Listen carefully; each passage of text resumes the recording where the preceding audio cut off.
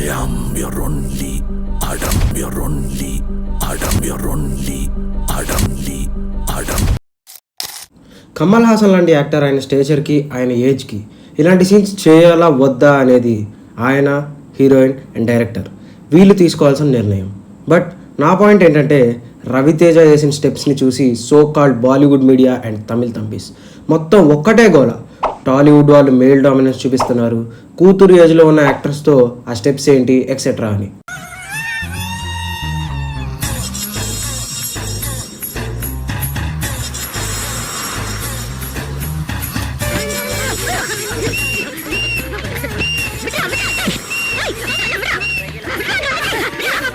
இந்த பாருப்பா, நாளைக்கே எங்க வீட்டுக்கு நீ பொண்ணு பார்க்க வா.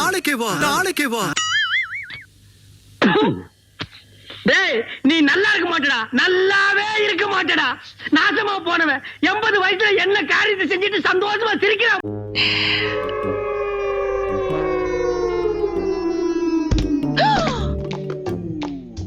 వెనక దేన్నో పట్టుకున్నట్టుగా ఉంది. ఆ రోజు నీ టర్న్, ఈ రోజు నా టర్న్. ఎలా ఉంది నా పట్టు?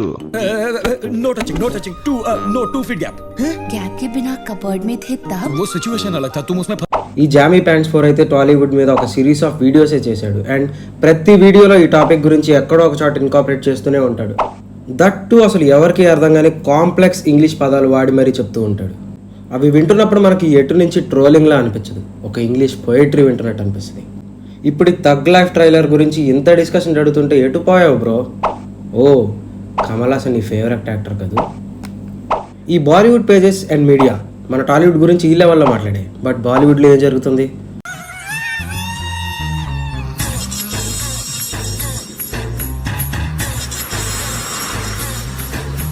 ఇటు తమిళ తంబీస్ అయితే ఈ టాపిక్ గురించి మాట్లాడకపోగా రివర్స్లో మన టాలీవుడ్ మీదే ట్రోలింగ్ చేస్తున్నారు.